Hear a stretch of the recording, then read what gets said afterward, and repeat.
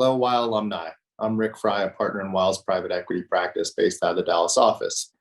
Today, I'm pleased to welcome Colby McKenzie. Colby is the Chief Revenue Officer for Fobi AI, an industry leader in harnessing AI and data intelligence to enable digital transformation. Colby is a skilled senior executive with a proven track record of accelerating business growth and development. Colby began his legal career at Weil as an associate in our private equity practice here in Dallas. Welcome, Colby. Hey, good to be here. I got to say, it's surreal to be sitting down and recording this podcast. What is, I guess, almost 10 years after starting my career at Weil, and to be doing so with a dear friend and somebody that was really one of the best mentors I've had in my career. It's awesome. So happy to be here. Well, thanks. Nice thing anybody's ever said about me. So thanks for that. So good segue. So it's been about 7 years since you left Weil. What have you been up to?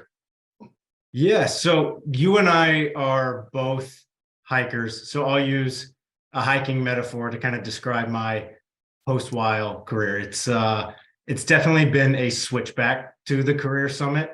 I have not taken a straight path, but definitely one that has bobbed and weaved. So I often joke that it's been a path that's been fueled by belief in myself, that I see somebody doing something, I see them being successful, and I say, I think I can do that.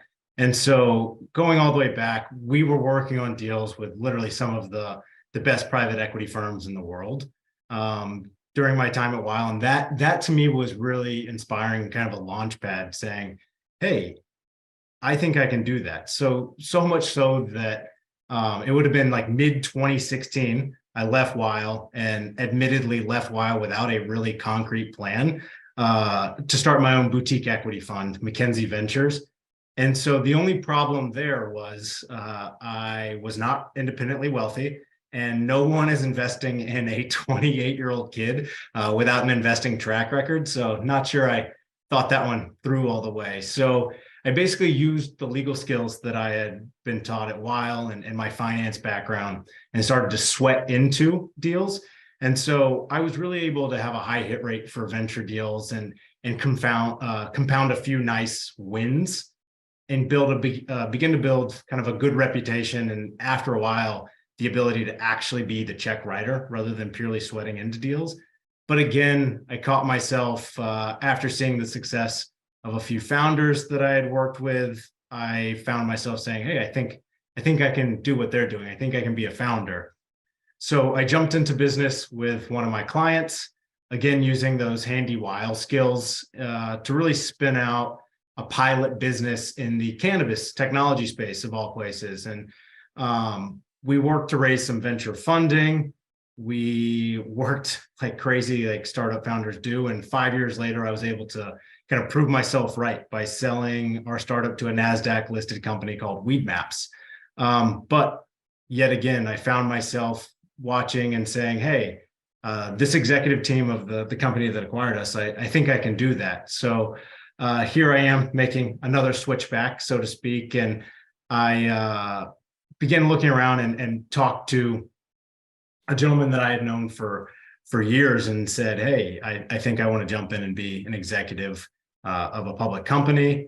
It just so happens that I was able to find somebody that's in the data and AI space and really had a nice fit. And so here I am now as the Chief Revenue Officer of Fobi, a public company, which at its peak has reached about a 500 million market cap, kind of ready to take on this next challenge up the mountain. That's fantastic. Seems like you've done a great job of finding kind of growth industries at the right time. You got into cannabis 7 or 8 years ago, and then you're getting into AI now as we continue to hear more and more about that in the news every day. So you're doing something right. But tell me a little bit about what was your experience like as being a founder in an exit scenario versus kind of being the deal counsel, where you see other people get paid, and maybe when you're the founder yourself, you get paid. And I think we even had conversations about that when you were a young associate, if I remember correctly. We did.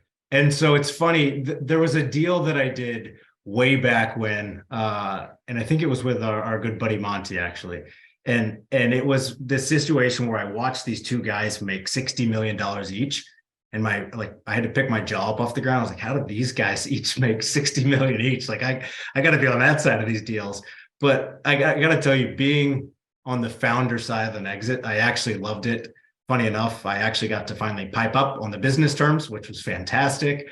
But I had the luxury of being in the negotiating room, in boardrooms, basically from the jump at my time at Weil. So I channeled, and this is not just me saying this because we're on a Weil podcast, but I channeled those learnings from that experience. And they really helped me serve as both the banker. I set up an informal auction. I ran the whole process and negotiated the deal with the ultimate winner of that auction. I was the executive running the data room because as a young associate at Weil, I lived in data rooms, so I know how to set them up. And then finally, as the lawyer, kind of riding shotgun with our outside counsel, I was able to serve all those roles at once. And funny enough, one of the places that I really looked for inspiration was you and I were kind of key cogs in the GE Capital divestiture. And I learned a lot throughout that whole process. And that was one that I really leaned on in particular and kind of helping me navigate my own exit. That's fantastic. And then I know you recently wrote an article that you published to LinkedIn. That's great.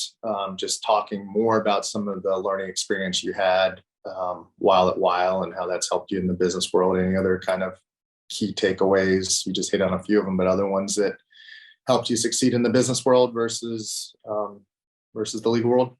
Yeah, it's funny because in the early days, people would say, "Hey, you're a lawyer, you should be doing lawyer things." And I ran into this a ton as I was making the transition out. But I think what you learn, especially at a shop like Weil, like really transcends just the practice of law. And so in the interest of brevity for the podcast, I'll keep it to two kind of key takeaways. I think one was being stress tested.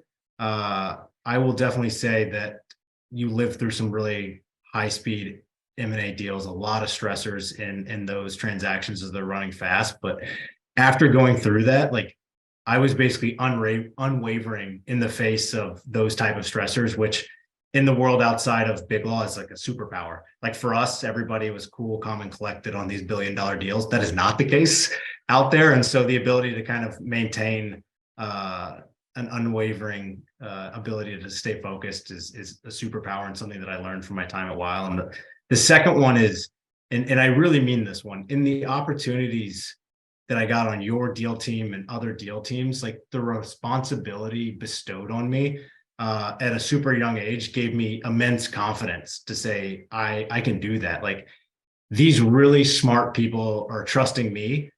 I think I can conquer the world if I have the trust of these guys. And I think that's something that I've carried with me throughout my career that's kind of helped me be confident in seeking out these opportunities and kind of bobbing and weaving throughout my career. And you definitely earn that trust. So that comes with doing a killer job at the junior stuff. And then you kind of evolved quickly for sure. A little bit off script, but just any advice for others that are thinking about maybe following your path or?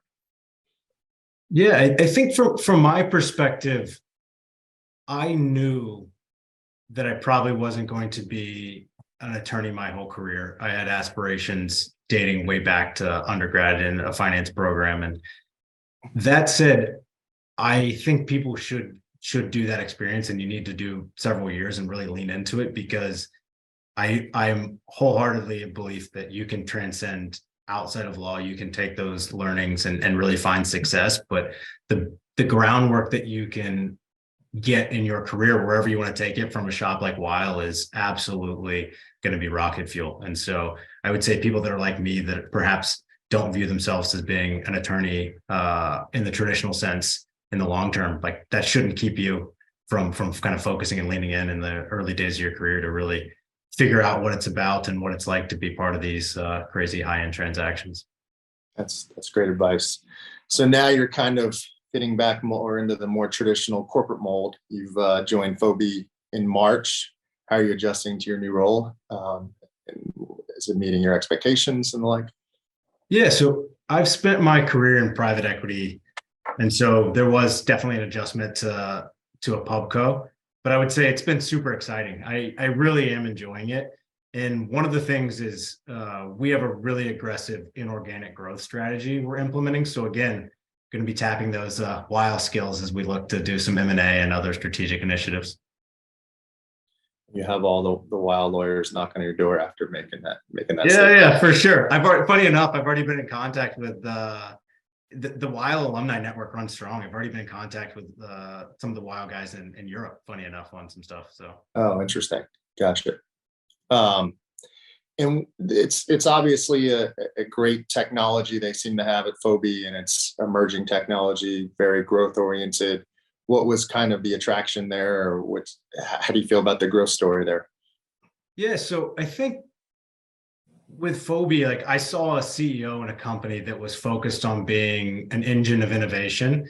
And so they're thinking 5, 10 years in the future with the technology that they're focused on and building. And to me, that was an immediate draw. I've always tried to stay out in front of emerging technologies. Like as you alluded to at the outset, like I definitely caught a few weird looks and some interesting messages from people when I went from Weil basically shortly thereafter into the cannabis industry, which was an interesting diversion there. But I think dating all the way back to when I was starting McKenzie Ventures, like my motto has been that if you're going to take venture risk, which is exactly what you're doing when you're joining an earlier stage company, like you better be ahead of the curve in those industry focuses. And Fobi really has been nothing but meeting those expectations. That's fantastic. And then how about just AI generally? What do you think is the future? How do you see it evolving? What do we all need to be worried about as we keep hearing?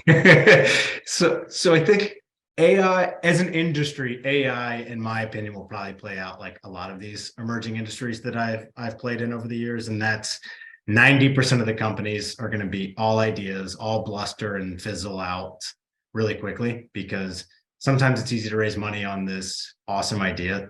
Actually executing and implementing that gets tricky. But I'll tell you, I think the 10% that actually do it the right way and build like real businesses, they're going to change the way we literally do everything. And I don't mean that in the way like machines are going to take over and rule the world, like maybe, but I don't know. Like we'll leave that to the ethics and machine learning experts. But I think that really quickly, like even inside of call it 2 to 3 years, you'll see AI popping up in every aspect of your life, whether you know it or not. I think there will be machines behind almost everything in some form or fashion. So everybody better get up to speed and figure out how it can affect them and how it might play to their advantage in their given industry. Because if you lean into it, I think you'll be way ahead of the curve.